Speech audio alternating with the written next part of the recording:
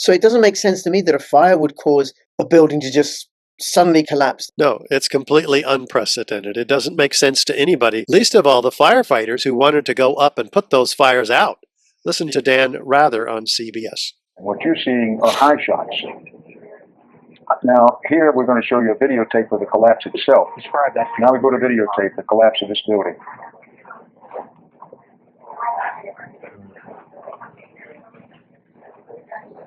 It's amazing.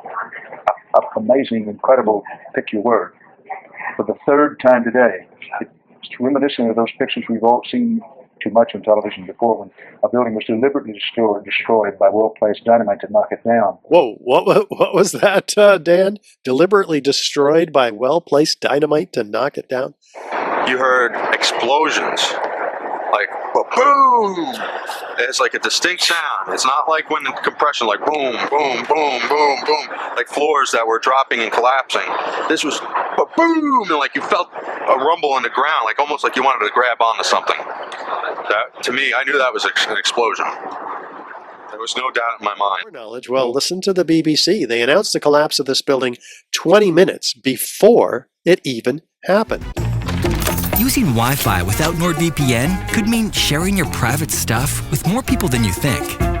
NordVPN. Online security starts with a click. One of the things that I've learned over the years is there are so many things that we've been told are one way, but on closer examination, it ain't necessarily so. And in this video, I'm going to be finding out about what really, really happened on 9/11. Hi everybody, thank you so much for coming along to my channel. Please subscribe, comment, like, all that business. Share this video far and wide. I am joined by Richard Gage. Now, before I introduce him, please, also you can follow me on Twitter, CryptoRichYT, join my official Telegram announcements channel, and if you're watching this on YouTube, come and support my work on Rumble and ODYSEE and 3Speak. You can also get podcasts on Podbean, but then you won't see the visuals. Okay, Richard, thank you so much for making yourself available.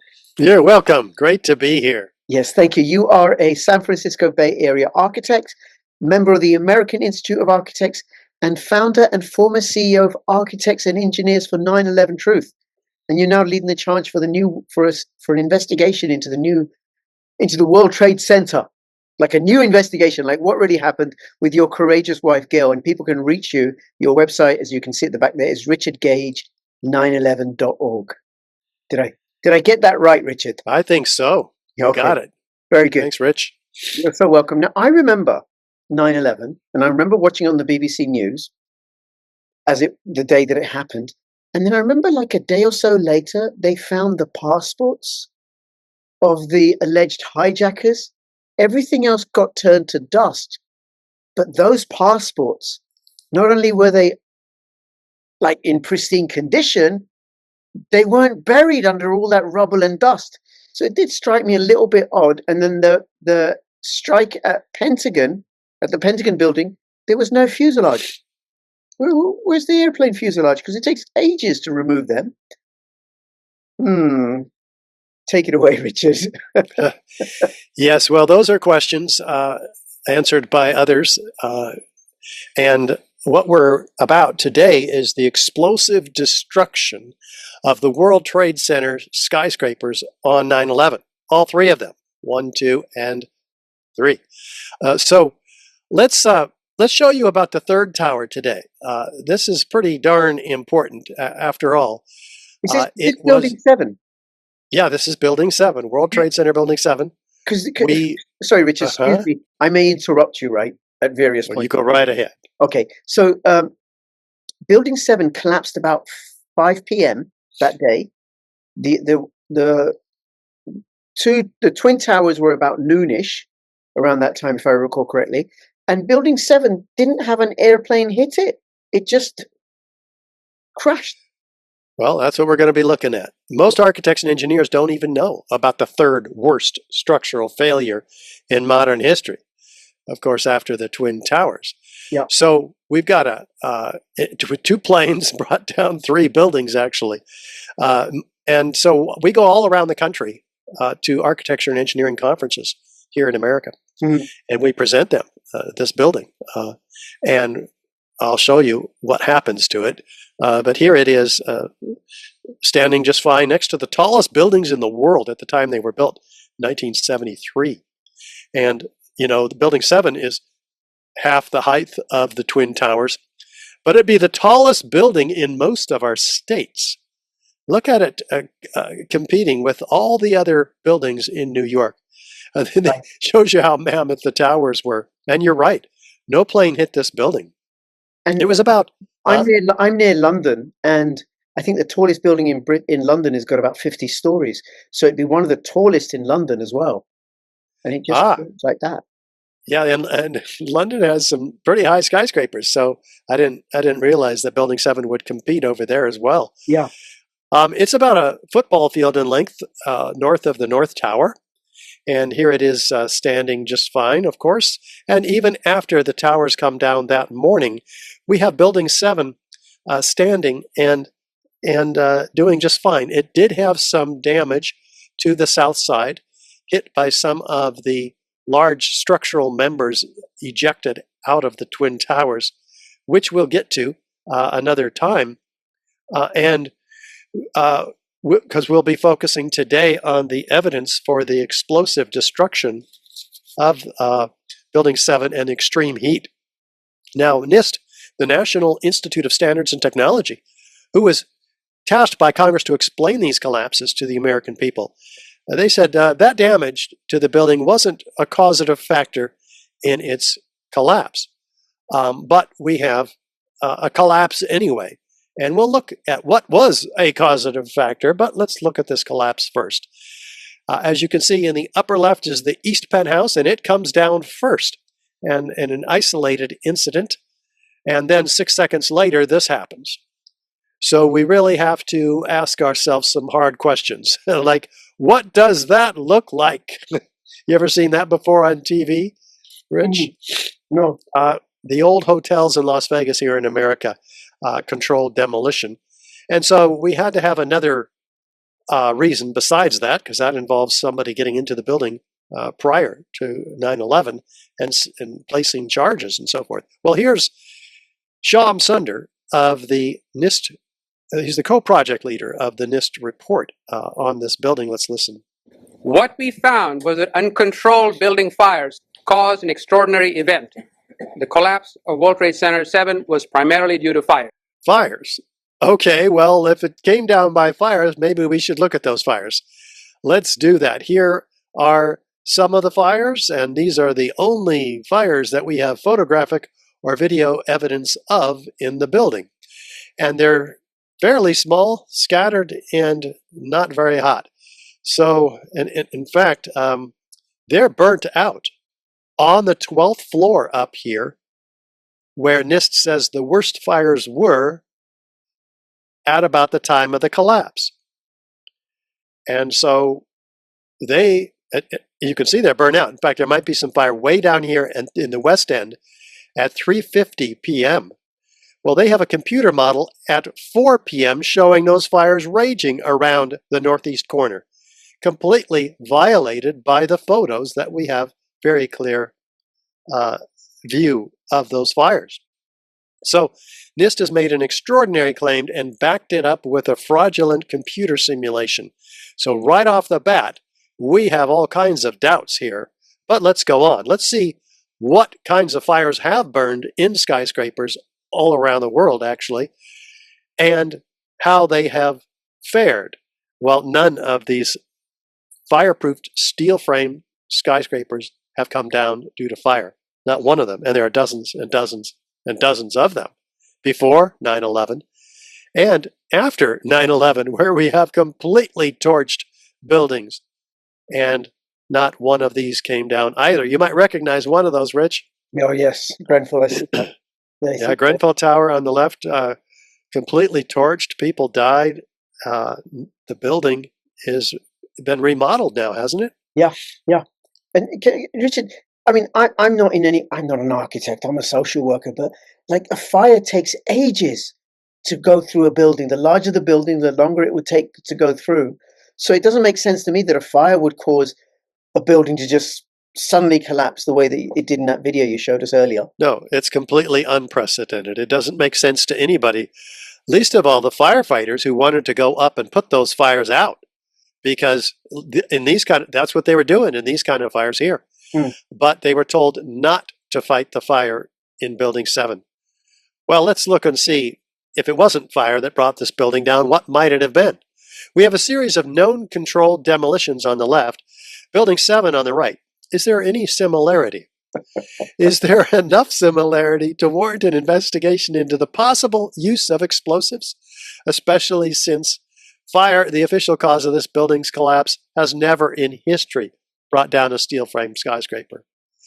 So, yeah, it should have been the first hypothesis that NIST considered, but no, it was relegated to a set of very frequently asked questions put on their website 10 years later. So, when the pressure mounted, so we have to ask ourselves, does it have any of the features of a typical controlled demolition? Let's take them one by one. Do we have a sudden onset of destruction? Well, the building is standing at rest, and all of a sudden, it's in uniform downward motion.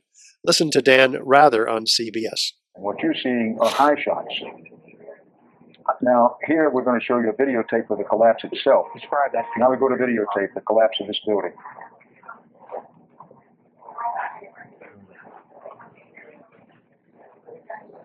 It's amazing. Amazing, incredible, pick your word. For the third time today, it's reminiscent of those pictures we've all seen too much on television before, when a building was deliberately destroyed by well-placed dynamite to knock it down. Whoa, what was that, Dan? Deliberately destroyed by well-placed dynamite to knock it down?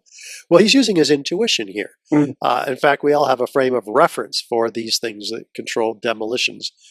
And that's exactly what it looks like. And so NIST had quite a challenge on their hands to explain this away as a result of fire, especially since it contains feature number 2 of controlled demolition, a straight down symmetrical collapse into the building's footprint. Let's watch from West Street. Pretty straight down, pretty symmetrical. How do we achieve that symmetry? Well, they have to take out all the core columns at once, within a fraction of a second of each other, followed about a second later by the perimeter columns, and then repeat that floor by floor. Any deviation in that pattern, and the building will begin to tip over. Do these fires have that capability to take those columns out precisely and synchronistically timed? Well, if you don't do it just right, controlled demolitions can go awry. Like this one, where the explosives didn't go off and it just rolls off. Or this one, where they stop and the building is standing there and somebody has to go in there and fix that dud that went off. Buildings that are damaged on one side, they fall over, like this building in Asia. And apparently, according to NIST, Building 7 was damaged in the northeast corner due to those fires. It should have fallen to the northeast. Or if it was damaged by the North Tower, which is to the south of World Trade Center 7, it should have fallen to the south. There's no possible way in which all those columns could be taken out at once by those fires that we saw. So how fast is the building coming down? Well, let's look at the work of David Chandler, physics teacher, who documents very carefully that the building is coming down at freefall acceleration. Well, that's as fast as a bowling ball falling from the sky. The bowling ball had no resistance under it, which is how it can fall that fast.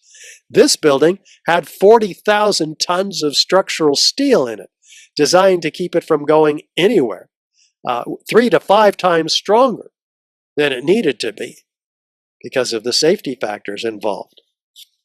So this building is massive and incredible and over-designed for a number of reasons we won't even get into.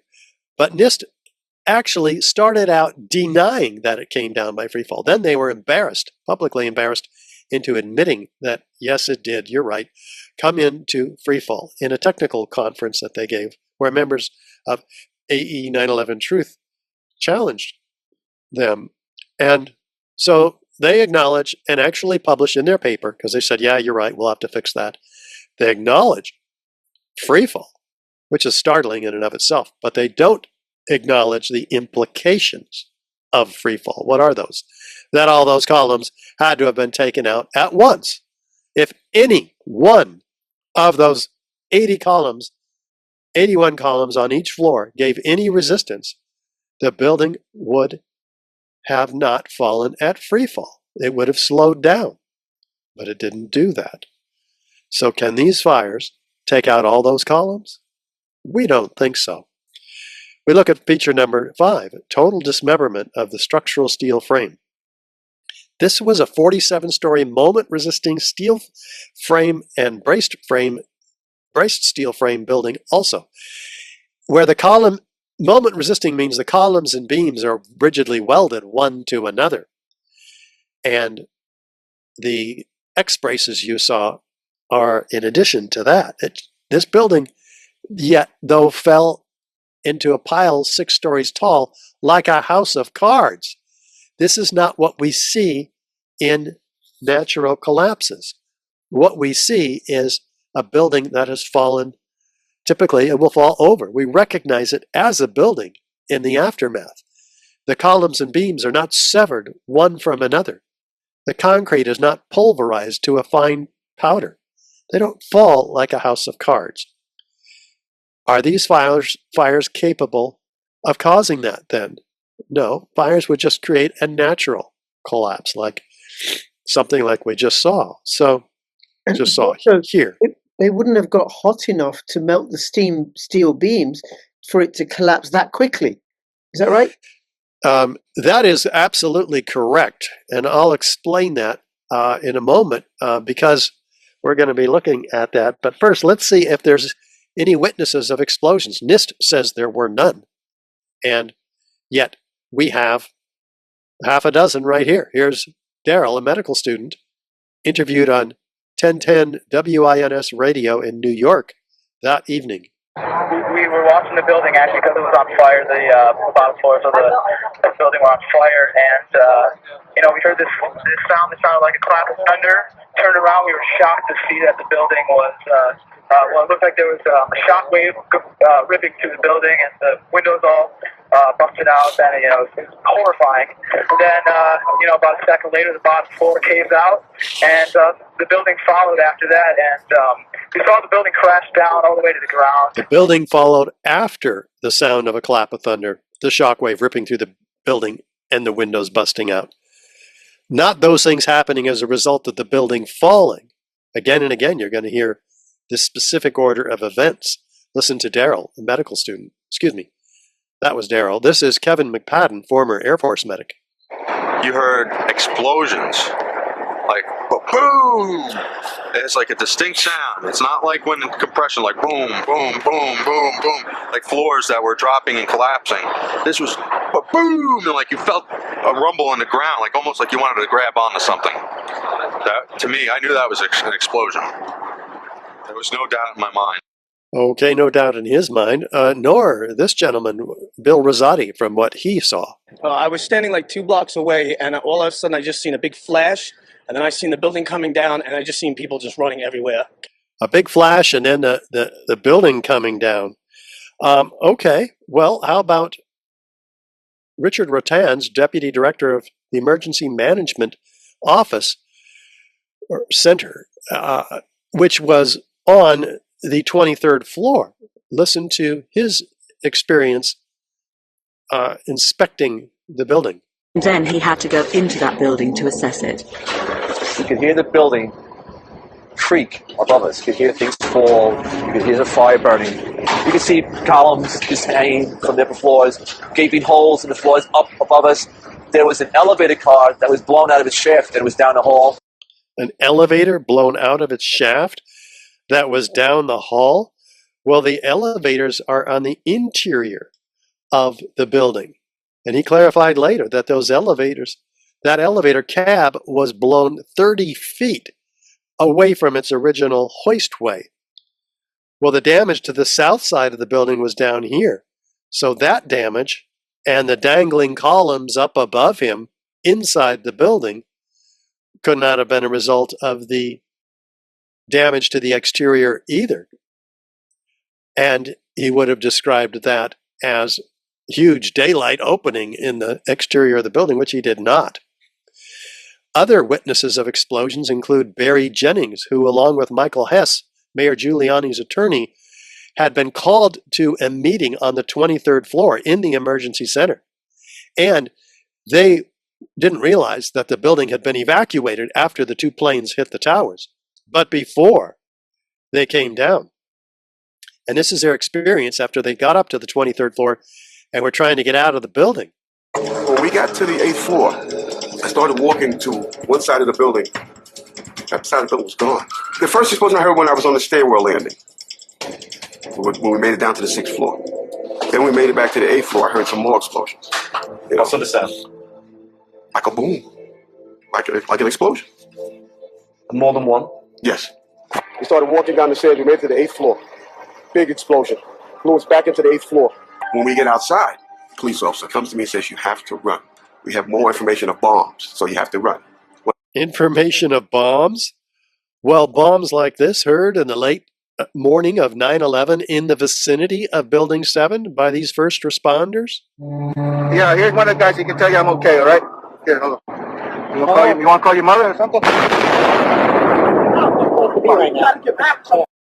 NIST said there were no witnesses of bombs or explosions. You just heard them. So we have to say, okay, if this was a controlled demolition, then people would know about it in advance because you have to prepare these, not just days, but many weeks and months prior. And interestingly, we learn that Building 7,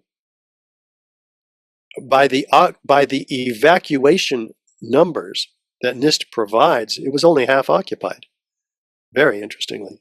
And so we also have to ask ourselves, who knew what when? Well, let's look at Deputy Chief Nick Visconti. We're moving the command post over this way. That building's coming down. Wait a minute. How does he know the building's going to come down? It has a few small scattered fires in it, and no steel frame fire protected structure has ever come down due to fire.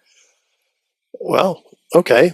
What about Chief Hayden? What did he know? Well, we had our special operations people set up surveying instruments to monitor and see if there was any movement in the building. We were concerned of the possibility of collapse of the building. And we had a discussion with one particular engineer there. And we asked him if we allowed it to burn, could we anticipate a collapse? And if so, how soon? And it turned out that he was pretty much right on the money, that he said in its current state, you have about 5 hours. What? Not only did he announce the collapse of this building, which is unprecedented, but the time in which it comes down, about 5 hours, and it did come down in 5 hours. That's pretty extraordinary. The prediction, of course, could only have been made with foreknowledge, and we don't get to know who that engineer was. It is kept from us, and that's one lucky guess. Or, of course, he was on the inside, as were these mysterious construction workers walking away from Building 7, hearing an explosion over their shoulder, looking back at the building, and then looking straight into the CNN camera and saying this. Keep your eye on that building as they coming down. Building's about to blow up. Move it back. All right, guys. We are walking back. There's a building about to blow up. On flame, debris coming down. What? The building is about to blow up? Flame and debris coming down? Not only is it going to come down, the building, but now it's going to blow up. Well, how do they know that? And how do they know it's going to come down?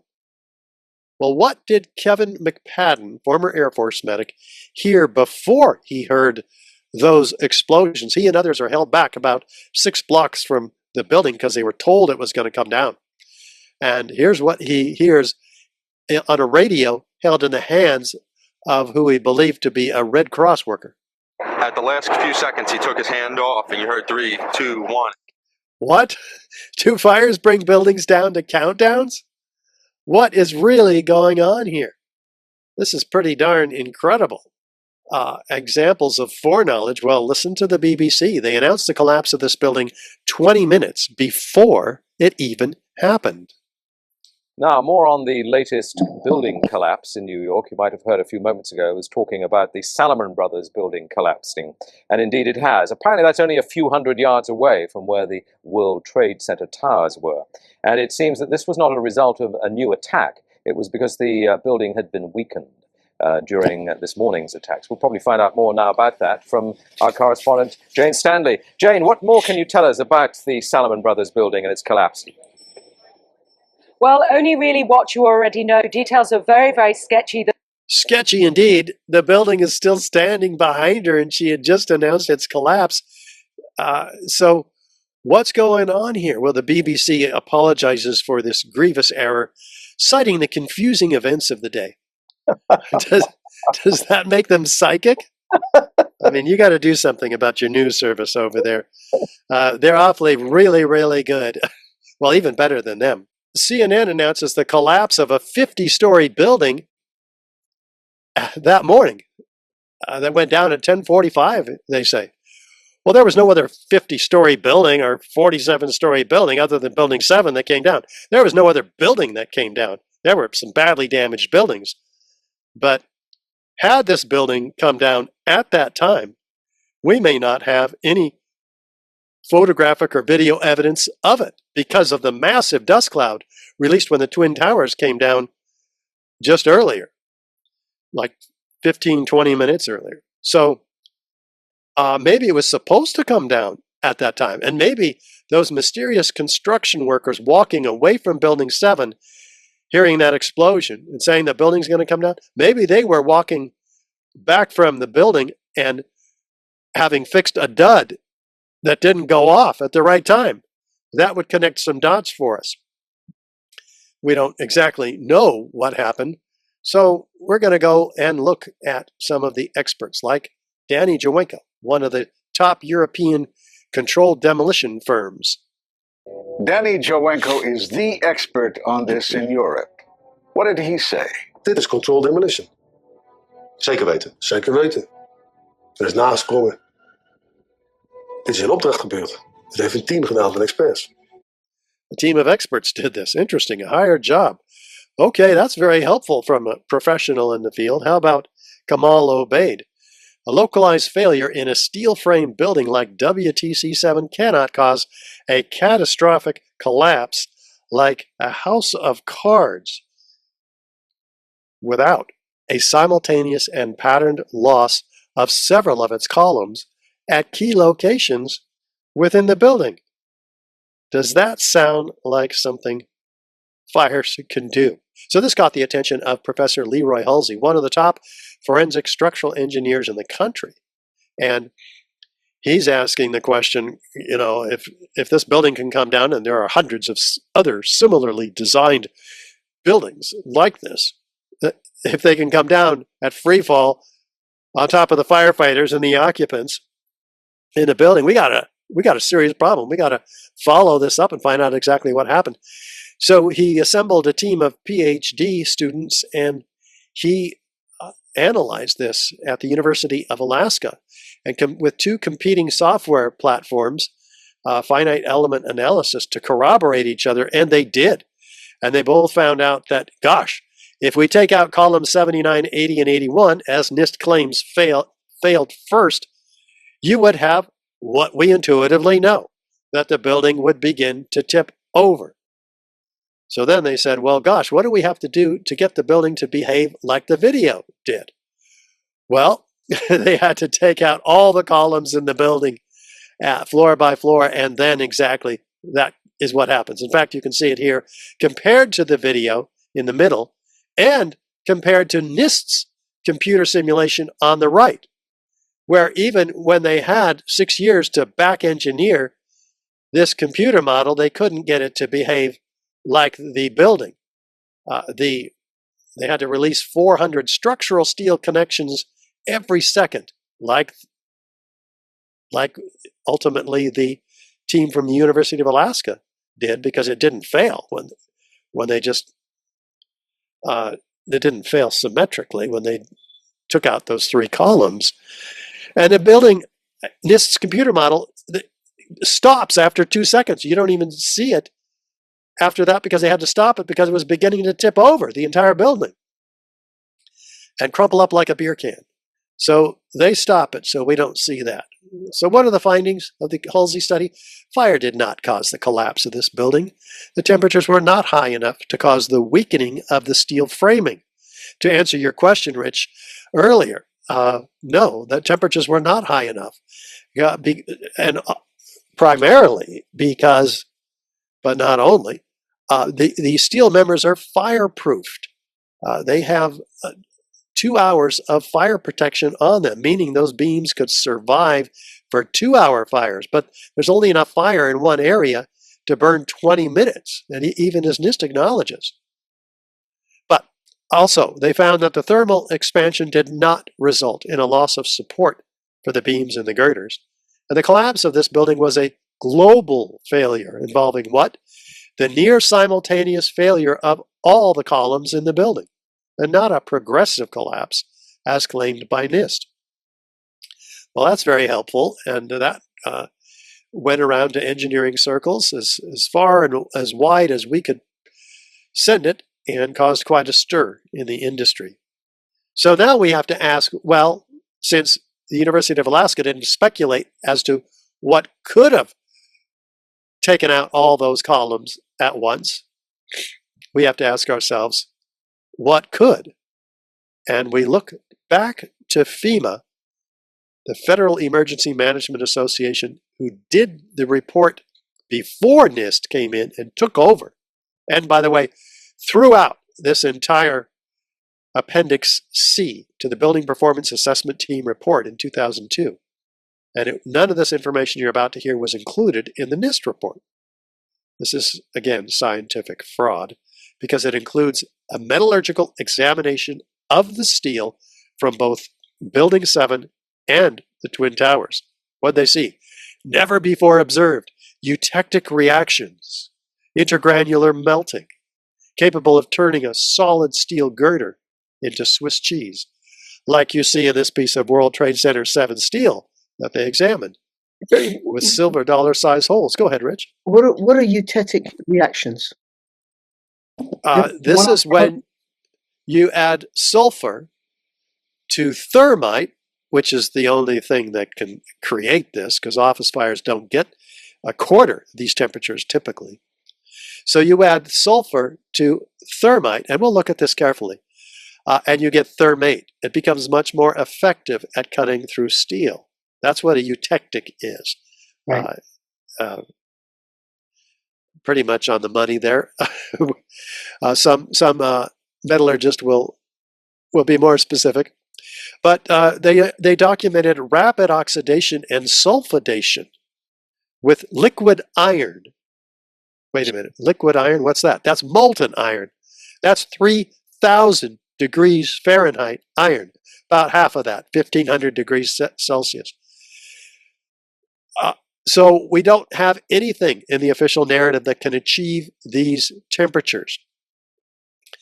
Nothing, even close, which is why they don't talk about it, which is why NIST threw this examination of the steel out of their report when they submitted it in 2004. Well, 2005 for the Twin Towers, 2008 for the Building 7.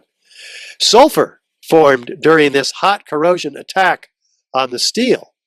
So now they know where the eutectic came from, because sulfur is added to thermite to become thermate. Much more effective. But they don't come to that conclusion in writing in their report, because that's a hot potato. Cited by the New York Times as being the deepest mystery uncovered in the investigation. Yet it's ignored by NIST. The presence of sulfur, they speculate, sulfur must have come from the gypsum board. Well, gypsum board has never turned around and attacked the steel that it is designed to protect for the last 100 years. Well, this was a particularly vindictive gypsum board, though, Richard. Yeah, it sure was. And it's never done that. And, you know, we can do, and some have. John Cole, civil engineer, burned a whole bunch of gypsum board. Oh, look at this. That was Missy. Oh my gosh, that rarely happens in the middle of an interview. Oh, that made the entire video. I'm glad. And so, Jonathan Barnett, one of the authors of the FEMA report, says steel members in the debris pile appear to have been partly evaporated in extraordinarily high temperatures. There's one problem with this. What does it take to evaporate steel? 4,000 degrees Fahrenheit, about 2,000 Celsius. Jeez. So, gosh, they don't. No wonder they didn't want to talk about any of this. But here, Jonathan Barnett said it. In fact, it's documented here by Abolhassan Astani Azul, a structural engineer from the UC Berkeley. And he had a Science Foundation grant to study the steel. And he's documenting the melting of girders. He doesn't know how it happened. It can happen by office fire. He doesn't even speculate. Nobody speculates how molten metal is dripping out of the material held in the crab claw excavators.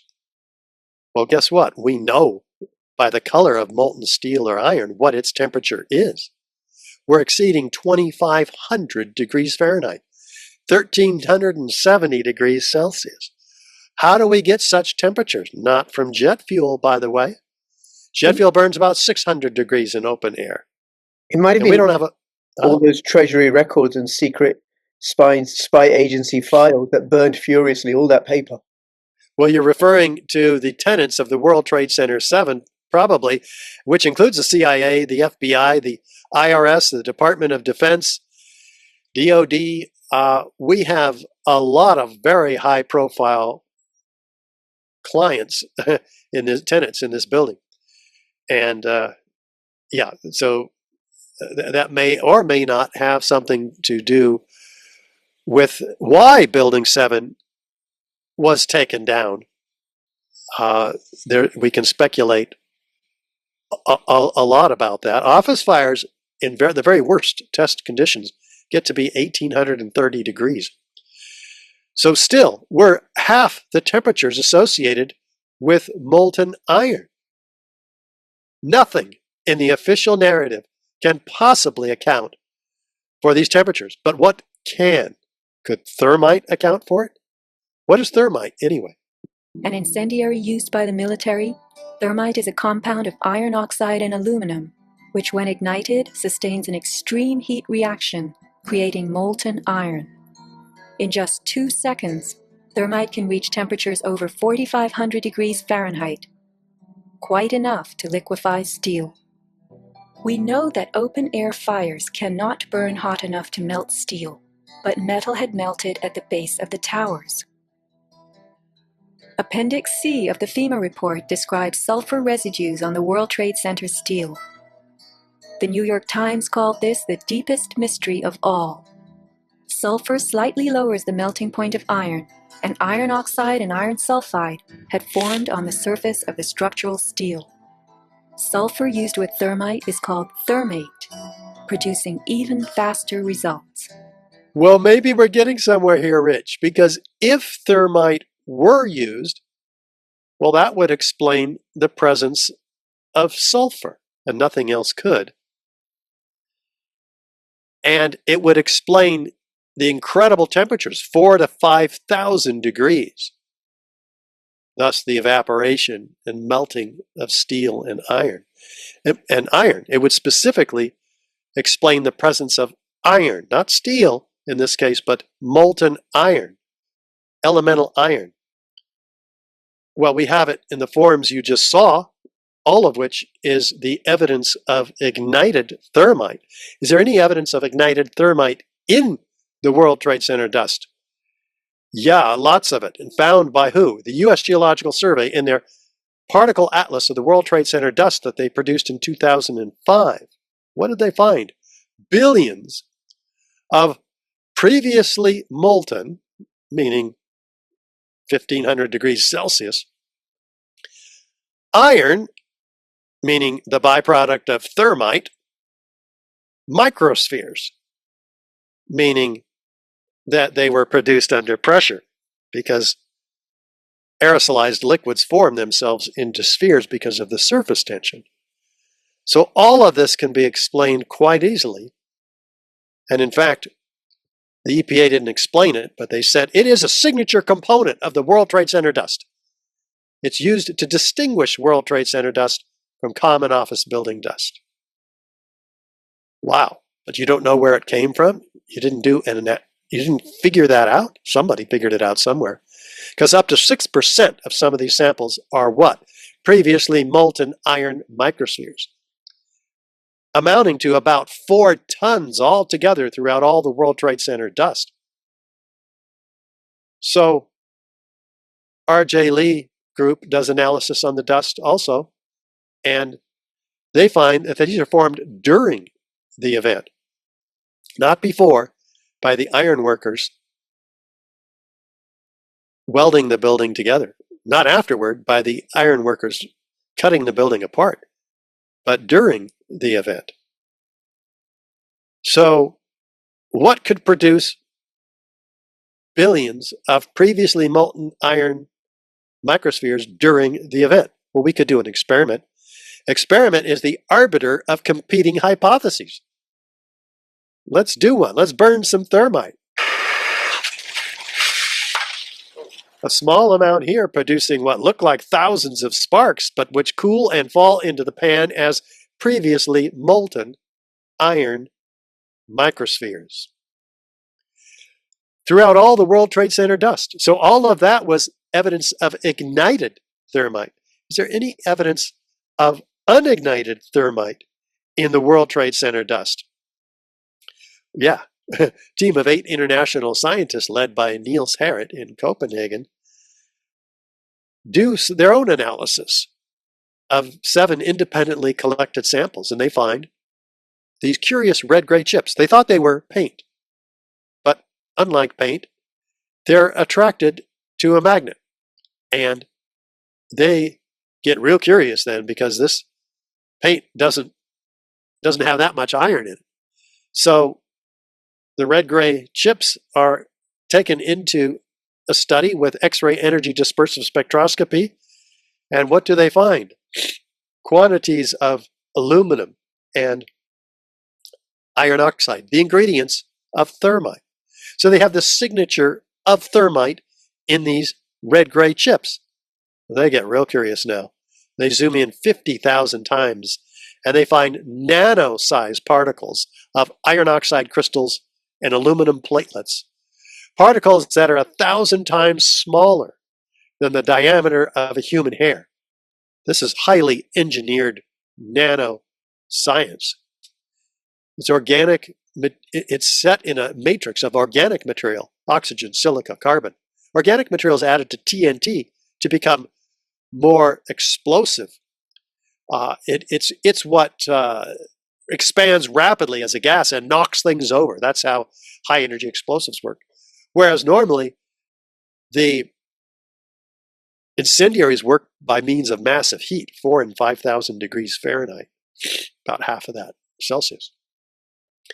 So they do some literature study, research, and they find, my gosh, explosive composites based on thermite reactions. This stuff already existed. Lawrence Livermore Laboratory created this stuff. It's called super thermite. Explosive composites based on thermite reactions whose fuel and oxidizer constituents are intimately mixed on the nanometer size scale. You see, when you get these materials that small, at the nanoscale, their surface volume increases exponentially, and you have an instantaneous reaction. So they've engineered an incendiary to become more explosive. And in the peer-reviewed literature, they find that at about 430 degrees Celsius, they ignite, producing a lot of energy, proving that this is an exothermic reaction. Well, that's exactly what all of the samples did that they tested here. They ignite at about 420, 430 degrees Celsius. And so they've proven that it's thermite. It can't be anything else. And what do you imagine is created when they ignite these red-gray chips?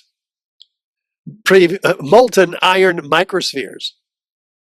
Here shown previously molten because they solidify and harden, with the same chemical signature as the molten iron microspheres found and produced and studied by the U.S. Geological Survey and R.J. Lee. So we know exactly where those previously molten iron microspheres came from. They came from these red-gray chips. As if we didn't know, they're found attached to partially ignited red-gray chips, as you see here and here. So this is a very sophisticated manufacturing process, as you can imagine. It's not made in a cave in Afghanistan. This is made only in the most advanced defense contracting laboratories. And the study in this peer-reviewed paper concludes that the red layer is unreacted thermitic material incorporating nanotechnology. It's a highly energetic, pyrotechnic, or explosive material. It's very clear in the Bentham Open Chemical Physics Journal. This was submitted or published in 2009. It stands uncontested. Nobody's put forth their own peer-reviewed paper to challenge the results of this one. That's how you challenge a conspiracy theory in a scientific literature. So we have all 10 key characteristic features and some very uncharacteristic features with the use of incendiaries for the controlled demolition of this building. It's direct evidence of destruction with incendiaries in the case of Building 7. Fire doesn't create any one of these features, let alone all of them, with additional circumstantial evidence and corroborative testimony, eyewitness testimony. This becomes proof of controlled demolition, a body of proof that has convinced 3,600 architects and engineers to stake their reputations and publicly sign the petition demanding a new investigation into the destruction of all 3 towers on 9/11. And many of them appear in our documentary film series, 9/11 Crime Scene to Courtroom, an unprecedented film series taking hard evidence of 9/11 crimes to court, where Mick Harrison, the litigation director of the Lawyers Committee for 9/11, and I have in the boardroom in Washington, D.C., presented all of this evidence and much more to a stand-in grand jury, because this information, this documentary and all of its episodes will be provided to a real grand jury. And we have many ways of doing that. And so we encourage everybody to take part in the series and co-produce it. You can watch the first 2 episodes. They're already produced. The next one will be coming out next week. And you can watch them at 911c2c.org. You can also co-produce the film series, because we can't do it alone without you. We have an editor.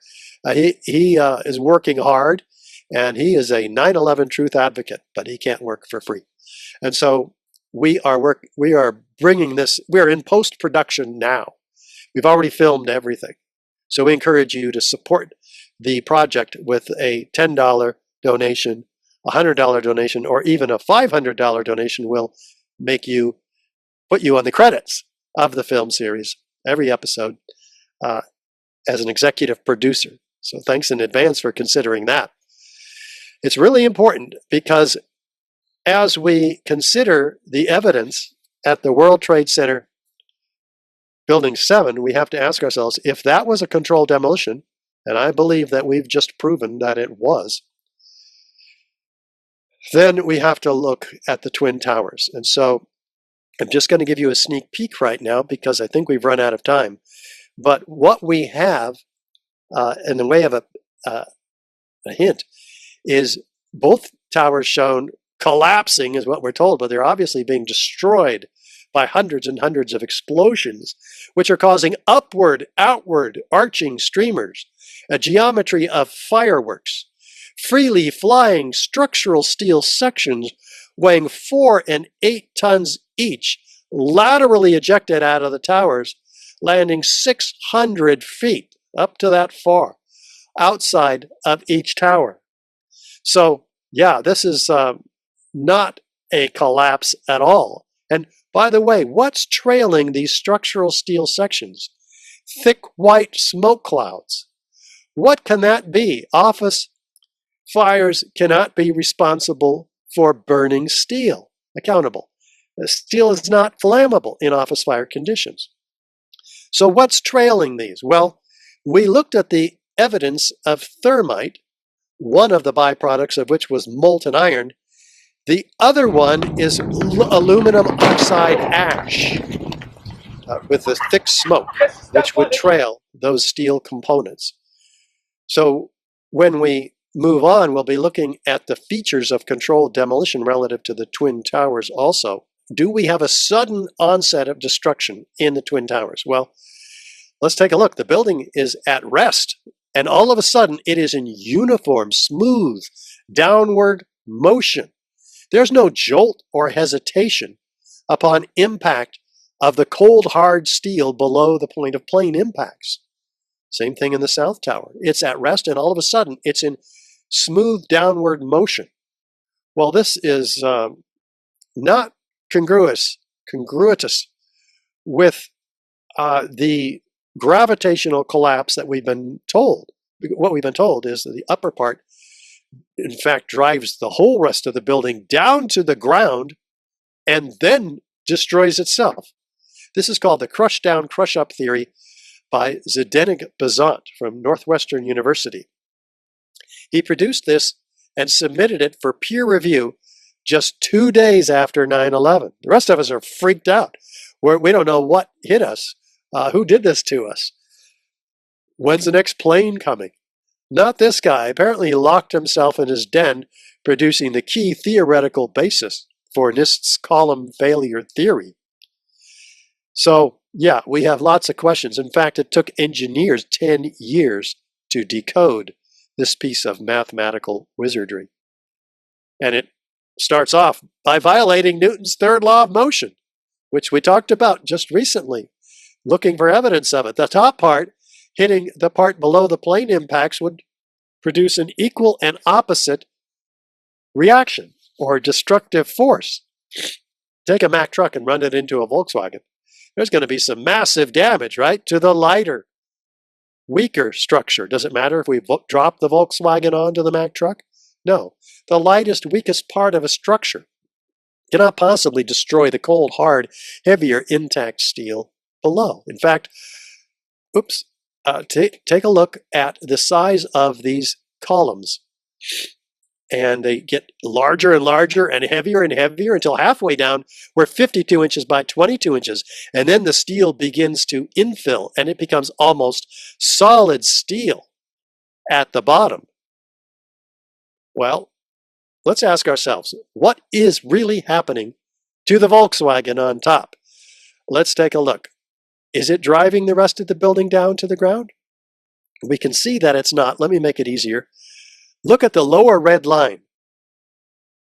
There is no driving down of this massive section up above. It is being destroyed, like the Volkswagen, in the first few seconds. The first 3-4 seconds, it's gone after that. If it were there, we would see it. None of the photos, none of the videos show an upper part of the building driving the rest of the building down to the ground. If it were there, it would have crushed these few remaining columns standing 600 to 800 feet in the air for about 6 seconds until their base gives way and they fall through the concrete powder that's been shaken off of it. So, something else is going on here, and you can get a hint by looking at it compared, the collapse of this building compared to the explosion of a volcano. Which one is which? Can you guess? Because it is not so easy to distinguish. With upward, outward, arching streamers, a geometry of fireworks, freely flying structural steel sections weighing 4 to 8 tons, laterally ejected 600 feet away. In this case, with the volcano, it's solid molten objects trailed by thick white smoke clouds. In the case of the North Tower, which is on the left, it's structural steel sections. But it's the same concept. So now we can get a grip on what we're actually seeing, which is say an apple, compared to the orange that NIST tells us it is. In fact, it's not this at all. It's this, with explosions, a massive number of explosions, floor by floor, blowing away the towers, away from the core structure, inadvertently leaving a few of them intact. So let's look at what could have done that. Well, do we have any witnesses of explosions? Yeah. There's 156 of them recorded by the first responders, which were the first responders recorded by their fire commissioner, Thomas von Essen. But this was withheld from the American people till August of 2005. Finally released in the form of, because of the New York Court State of Appeals overturned the city in withholding them, produced 12,000 pages of testimony read by probably no one else but Graham McQueen, who read all of them and came up with 156 of these first responders that are eyewitnesses of explosions. We felt the ground shake. You could see the tower sway, and then it just came down. Again and again, you got to hear the specific order of events. They're seeing something, they're feeling something, they're hearing something before the tower comes down. All of a sudden, the ground just started shaking. It felt like a train running under my feet. The next thing we know, we look up and the tower is collapsing. It shook my bones. Shortly before the first tower came down, I remember feeling the ground shaking, heard a terrible noise, and then debris just started flying everywhere. I saw a flash, flash, flash at the lower level of the building. You know, like when they demolish a building? With each popping sound, initially an orange, and then a red flash came out of the building. And then it would just go all around the building on both sides. Saw a number of brief light sources being emitted from inside the building between floors 10 and 15. He saw about 6 of these brief flashes, accompanied by a crackling sound, before the tower collapsed. Saw a number of brief light sources being emitted from inside the building. Oops. I saw low-level flashes. I saw flash, flash, flash, and then it looked like the building came down. An explosion appeared at the very top, simultaneously from all 4 sides. Materials shot out horizontally, and then there seemed to be a momentary delay before you could see the beginning of the collapse. How specific does Chief Crothers need to be? This expert witness. There was an explosion in the South Tower, one floor under another. When it hit about the 5th floor, I figure it was a bomb, because it looked like a synchronized, deliberate kind of thing. Seemed like on television when they blow up these buildings, seemed like it was going all the way around like a belt. All these explosions. The building was blowing out on all 4 sides. We actually heard the pops, you know? You heard the pops of the building. I thought the terrorists planted explosives somewhere in the building. That's how loud it was, a crackling explosive. Another loud boom at the upper floors, and then a series of smaller explosions which appeared to go completely around the building at the upper floors.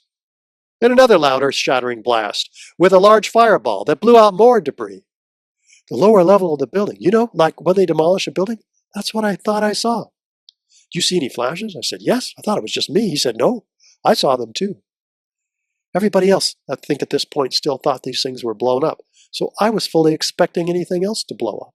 You were there when the planes hit? No, I was there when the building exploded. You mean when it fell down? No, when it exploded. Very clear what this firefighter saw. Well, how fast, how symmetrically is the building coming down? Well, actually, at first, the building begins to tip over, the South Tower. So we have asymmetrical damage from the loading on the building below, from this part that's falling off. We have asymmetrical damage from the fires, asymmetrical damage from the planes, broken columns. How in the world, then, do we get complete symmetrical damage down below? All the way around the building, like a belt, all these explosions, just like the firefighters said. That's exactly what we're seeing, and their word is corroborated in the video. Let's zoom into the leading north corner, where we have, in this looped video, at least a dozen explosions very clearly defined, floor by floor, all the way down the building. This is not a nuclear weapon going off, as has been hypothesized by some. This is not energy weapons weakening steel, as has been hypothesized by others. But it could only be a series of pre-placed explosives, accessible because in the floors, because the buildings were only half occupied.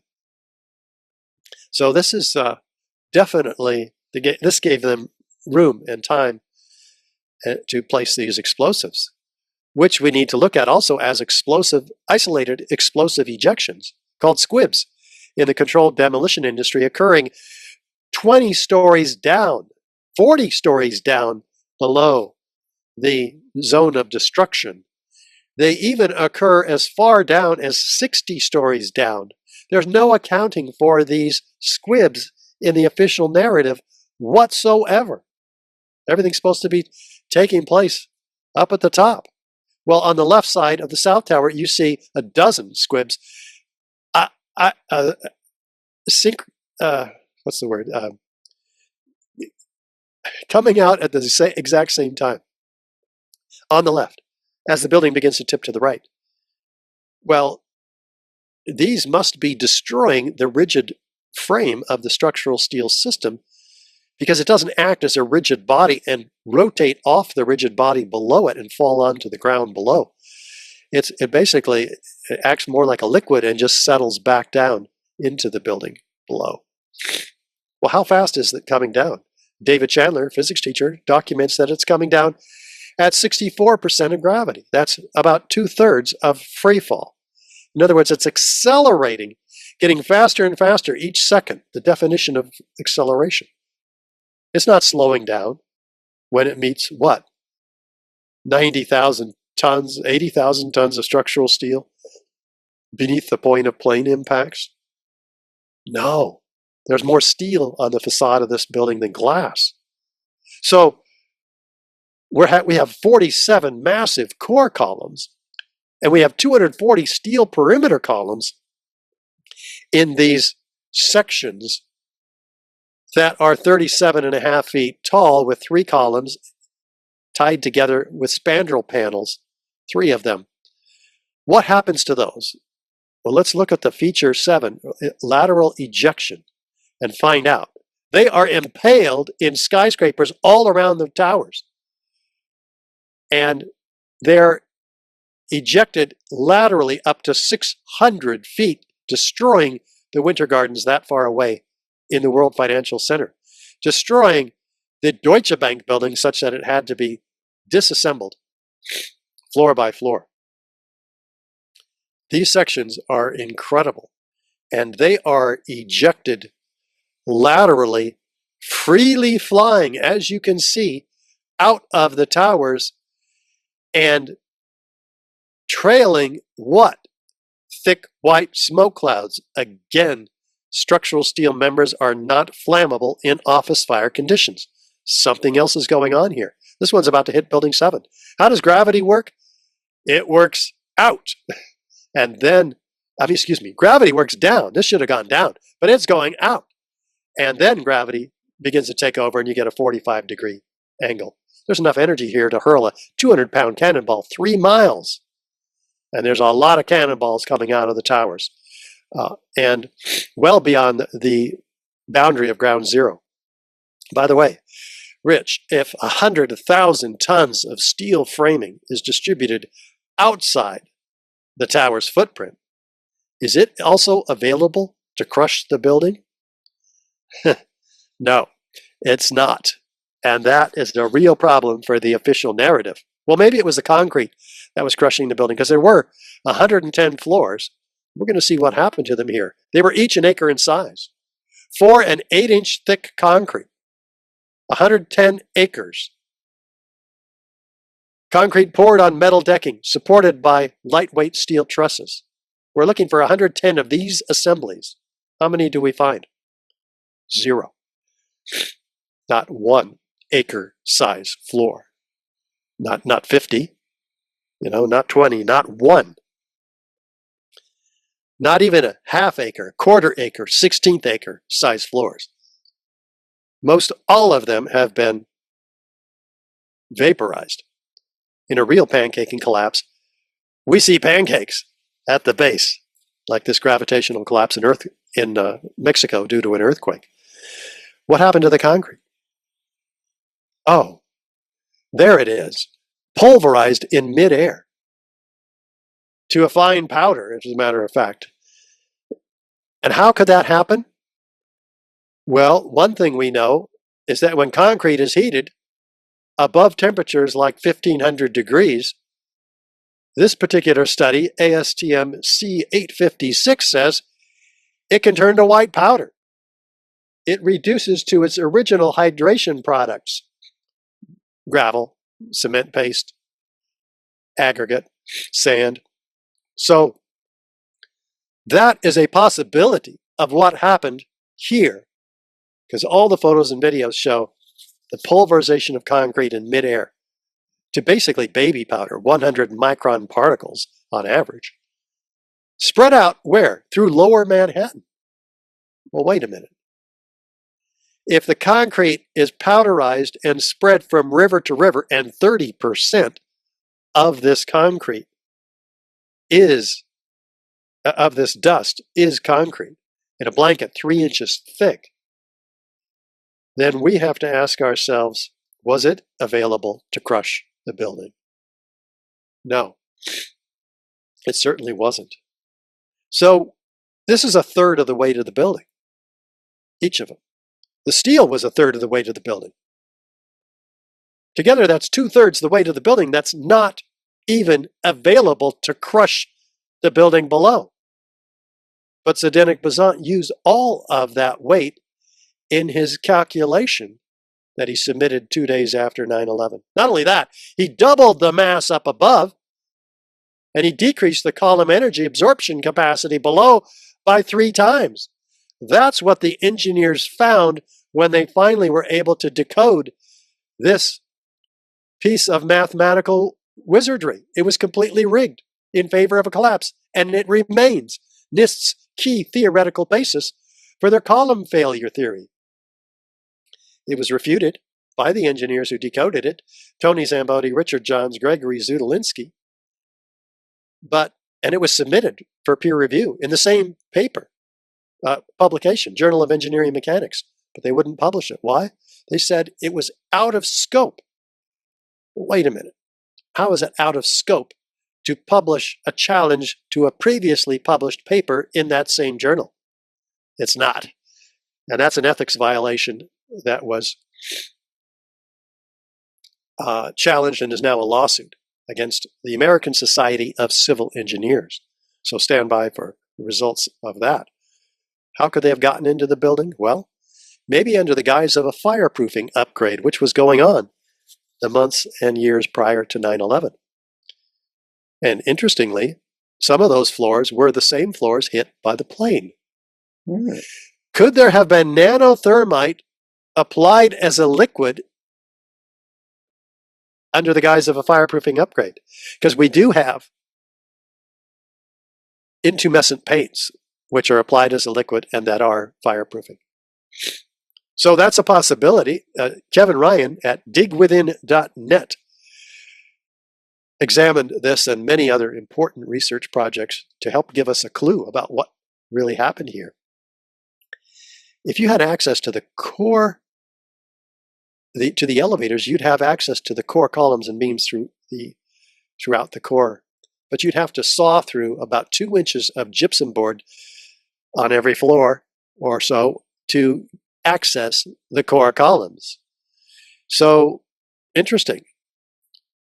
Let's see what the senior database administrator, Scott Forbes, found in the weeks before 9/11. It was probably the week leading up to 9/11. Every morning I'd come in around 7 a.m. and the dust was incredible. It was filthy. It was like the cleaners weren't cleaning. Right where the windows were, there was a sill which enclosed radiators. I was sick to death of the dust which was appearing on the windowsills. It was dirty grey and very, very noticeable in that week leading up to 9/11. That's very interesting because they also had an elevator modernization going on the 9 months prior to 9/11.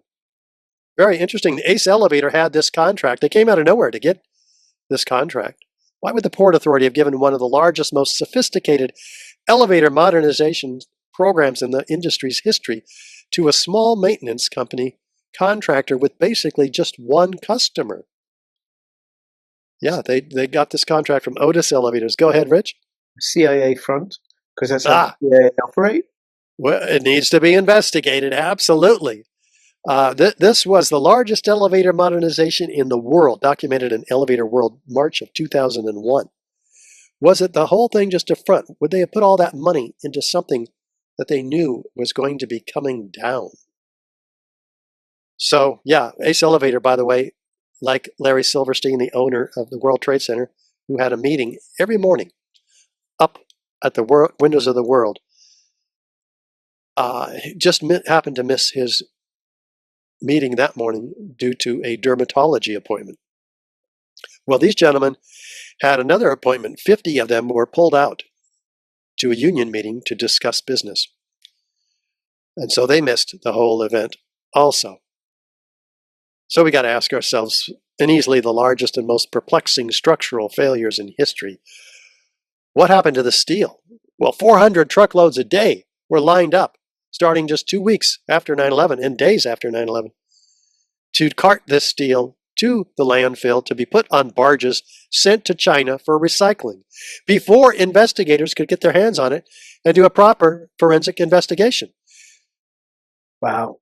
This is the illegal destruction of evidence in a crime scene, prompting Bill Manning, editor-in-chief of Fire Engineering magazine, to cry out, crucial evidence that could answer many questions is on the slow boat to China, showing an astounding ignorance of government officials to the value of a thorough scientific investigation. The destruction and removal of evidence must stop immediately, but it didn't. And that's why we have so many convinced that this evidence is the key, particularly the 10 characteristic features, and some very uncharacteristic features, of controlled demolition with the explosiveness here. Direct evidence of destruction with high energy explosives. Fire can't address any one of these features, let alone all 10 of them. With additional circumstantial evidence and corroborative testimony, we find that, in fact, 3,600 architects and engineers find that to be damning evidence, again, making them demand a new investigation, signed publicly onto the petition. And many of them do appear in our documentary, 9/11 Crime Scene to Courtroom. There's our outstanding documentary, which is classic, 10 years now, 9/11 Explosive Evidence Experts Speak Out. You can watch it for free. We have 40 high-rise architects, structural engineers, metallurgists, chemists, physicists, controlled demolition experts, all laying out the evidence for which we've only been able to highlight today. And the 15-minute documentary just on Building 7, professionally produced for PBS, narrated by actor Ed Asner. And the documentary by Dylan Avery called 7, documenting the work of the Halsey study at the University of Alaska. But all of this evidence is outlined on our brochure. You can download it for free and print it. Give it to every architect and engineer you can find, everybody else that you know. Because we've got to do something, right? The truth about 9/11, as we now see, is dark. And we have got to do something about that. Don't avoid drawing your line in the sand before it's too late. Draw it now. Don't be like this guy, waiting for the next 9/11. So speak the truth about 9/11 now and join us in demanding a new investigation and support those who are speaking to millions every year, many more millions in the 9/11 truth movement. Richard Gage 9/11 needs your support. And so I encourage you to send a donation our way at richardgage911.org. And that's what I wanted to bring to the attention of your faithful viewers. Rich, thank you so much. Richard, thank you. That was thorough. You have obviously done this before, because I would think of a question and then you would answer the question in the next slide or something, right? Oh, yeah. Very, very thorough presentation. And, what I appreciate is the, I suppose, the attention to detail, the forensic analysis that you've brought together in your slides. Now, it's interesting for me as a child protection social worker, I never see abuse. I never, ever see it. What I see are the red flags. And that's what I referenced at the beginning. They found the passports. The steel girders and the concrete got turned to dust, but not the passports. And then I also remember that the Patriot Act was ready within 24 hours. And that was a massive piece of legislation. And there was a similar disaster, I would say, or incident in March 2020, all over the world. And in Britain, they produced an act that was just massive, incredibly long. They couldn't have produced that in 24 hours. It was already made. So then the question that I have that perhaps you may or may answer or may not answer is, who did it? Who did it? Yeah. Well, who had access to the most secure buildings in the world, right? Probably not Al-Qaeda. Building 7 had all those 3-letter agencies into it, highly secure building. Twin Towers were a terrorist target and had been bombed before in 1993. So we certainly are looking for somebody with access. We're looking for somebody with capability, with the means and the motive. And capability to make thermite and thermate, to make that available. Like you said, it's not something that somebody can cook up in a cave or in their kitchen or something, right? Yeah, right. And then to be able to organize such a incredible undertaking in terms of all the contractors, the non-disclosure agreements that they'll have to sign or whatever, right? Or were they special? And then how it was coordinated that all of a sudden the Patriot Act is ready. And then we're blaming this group of people so that we can then justify something else that benefits the banksters, keeps oil prices high. It benefits all kinds of parties. The invasion of Afghanistan and Iraq surrounded Iran, Israel's chief enemy. So we have since taken down 6 other countries after Iraq. And that was foretold by General Wesley Clark 2 weeks after 9/11. Yeah. Foretold to him by a general in the Pentagon that they'd be taking down Somalia, Lebanon, Syria, Yemen, and Iraq. Sudan. Which one? Iraq. Iraq being the first one, wasn't even on the list. But Iran was, and that's the next one. And that's why they're talking about it, the final one. Yeah. And then so that's a red flag, that conversation that Wesley Clark has disclosed. So there's just so many. And then the Pennsylvania crash, that's a red flag as well. There's so much. And it's not the first time that a government has plotted against its own people in the form of a false flag in order to justify war. Yeah. Every war has been started with a false flag operation, almost every war. The Vietnam War, World War I, World War II, it goes on and on and on. And here's our next one. And what will be the next one? Will they stage a false flag operation with the excuse to invade Iran? Well, there's the possible false flag between India and Pakistan. Because did that just happen? Yeah, a few days ago. I suspect MI6 in the background running the show. What actually happened? I've had my head in my work. There was a terror attack on, I think, 26 male Hindu tourists in Kashmir. Killed. And then that's produced a reaction from India accusing Pakistan of harboring these terrorists. But Britain has a long history of supporting militant insurgents, violent insurgents, in order to, forgive me, Richard, shit stir. And Britain Yeah. has a long and noble history. How come as like such a small country was able to rule over a quarter of the world? It's because they did it all through proxies. And they're still doing it through proxies now. And there was a period after, when we had the lockdowns and everything that happened afterwards, that in Britain and Europe, we had many Indians and Pakistanis in positions of power. Varadkar in Ireland, Sunak, Priti Patel, Hamza Yusuf in Scotland. These are all from elite families in India and Pakistan. The proxies for the Raj. There you go, Richard. So which is why it's so important what you're doing for us to speak out, so we can become aware and shine a light on these owners. Definitely. Truth emerging.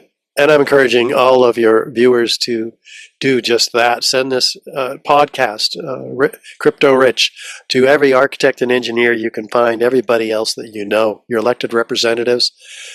We've got to make this happen. And guess what? It is happening here in our country. Senator Ron Johnson has spoken up saying, I'm going to have a hearing on this in the Senate. And he's the one who can. He is the chair of this subcommittee on investigations. Yeah. So very exciting opportunity we have with his participation following Representative Luna's declaration that they're going to get to the bottom not only of JFK, RFK, MLK, but 9/11 as well. Great. This is what we need. Let truth emerge. Richard, I really, really appreciate it. And I would say to anybody, please go to richardgage911.org, give a donation, share this video far and wide. Even if you don't know any architects or engineers or politicians, you share it with somebody who does know who may know one of those people. Yep. Because what we do have in our favor now is they don't control the narrative. We control the narrative through social media, through decentralized social media. Richard, really appreciate it. And thank you so much for taking the time with this fabulous presentation. You're so welcome. Thank you, Rich. So Richard and Rich signing out. All the best. Bye.